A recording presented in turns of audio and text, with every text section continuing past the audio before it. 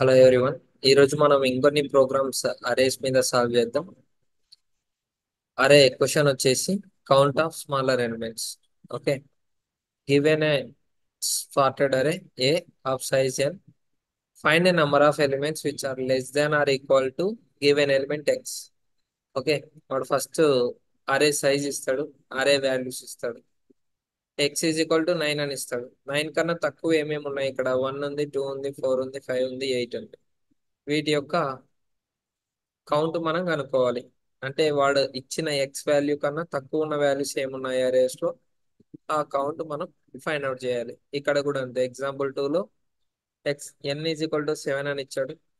అరేలో 1, 2, 2, 2, 5, 7, 9 అని వచ్చాయి. X value 2 ఇచ్చాడు. ఓకే, 2 కన్నా తక్కువ ఉన్నది లేదా 2 అంటే ఈ less than or equal to అని వాడాలి. ఓకే, 2 కన్నా తక్కువ ఉన్నది లేదా 2 వాల్యూ. ఓకే, వాటన్నింటిని కౌంట్ చేస్తే ఇక్కడ 2 కన్నా తక్కువ ఉన్నది 1, 2 కి ఈక్వల్ ఉన్నవి 3 2s ఉన్నాయి. సో కౌంట్ వచ్చేసి 4. దీన్ని మనం ప్రాక్టికల్ గా చూద్దాం. క్వశ్చన్ వచ్చేసి ఒక అరే ఇచ్చింటాడు. దీంట్లో కొన్ని వాల్యూస్ ఉంటాయి. 1, 2, 3, 4, 5, 10 అని ఇలా కొన్ని వాల్యూస్ ఉన్నాయి. ఎక్స్ ఈజ్ ఈక్వల్ టు 9 అని ఇస్తాడు. Okay, 9 greater than 9 greater than these values. Okay, simple గా చెప్పాలి అంటే అరే of I less than or equal to 9 ఉన్న ఎలిమెంట్స్ అన్నిటిని మనం కౌంట్ చేసి రిటర్న్ చేయాలి. ఓకే, ఇప్పుడు 9 కన్నా లెస్ ఏమున్నాయి? 5 ఉంది, 4 ఉంది, 3 ఉంది, 2 ఉంది, 1 ఉంది. సో అవుట్పుట్ ఏం రావాలి? మనకు 5 అని అవుట్పుట్ రావాలి. దాని యొక్క కౌంట్ వచ్చేసి 5 అని అవుట్పుట్ లో రావాలి. ఓకే, ఇప్పుడు దీనికి ఒక చిన్న లాజిక్ ట్రై చేద్దాం. నేను ఇక్కడ శాంపుల్ అరే తీసుకుంటున్నా. అరే శాంపుల్ అరే ఒకటి తీసుకుంటున్నా. అరే is equal to 1, 44, 22, 9, 100, 111. Okay, X is equal to 110 కన్నా తక్కువ ఉన్న వాల్యూస్ అన్ని నాకు ప్రింట్ అవ్వాలి.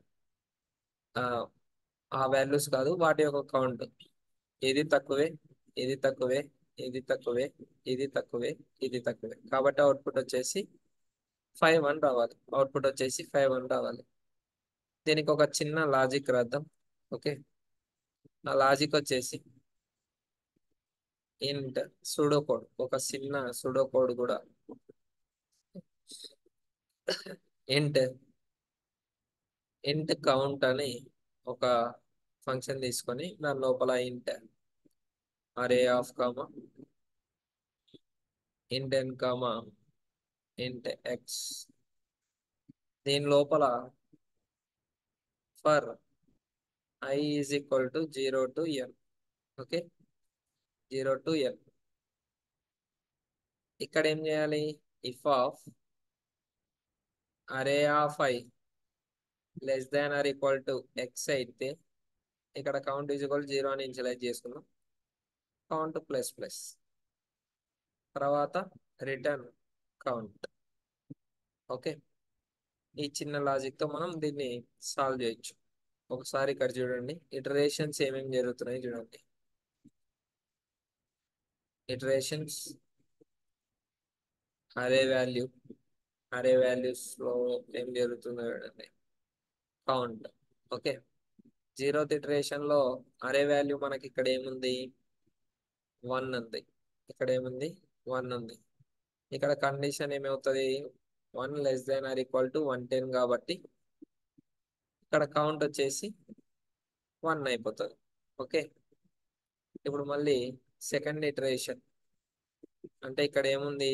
ఫస్ట్ ఇండెక్స్ లో 44 ఉంది. 44 less than or equal to 110 కాబట్టి కౌంట్ 2 అయిపోతుంది. కౌంట్ వచ్చేసి 2 అయిపోతుంది ఇక్కడ. తర్వాత సెకండ్ ఇటరేషన్ లో 22 less than or equal to 100 కాబట్టి కౌంట్ 3 అవుతుంది. మళ్ళీ థర్డ్ ఇటరేషన్ లో 9 less than or equal to 110 iteration 5. Iteration 5. ఇలా ఇటరేషన్స్ ఫిఫ్త్ ఇటరేషన్ అంటే ఆ ఇండెక్స్ దగ్గర ఏముంది మనకు?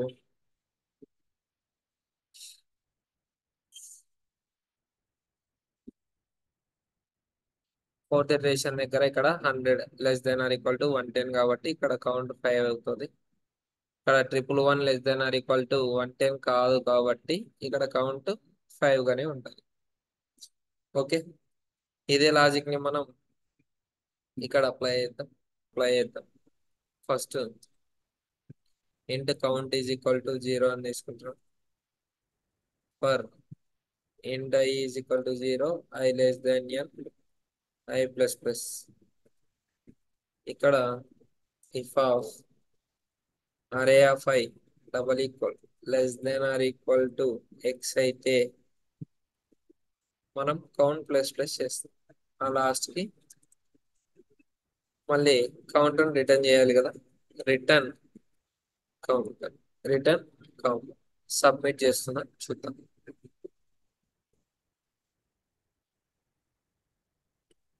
కేసెస్ రన్ అవుతా ఉన్నాయి. మీరు సేమ్ లాజిక్ ని గ్రేటర్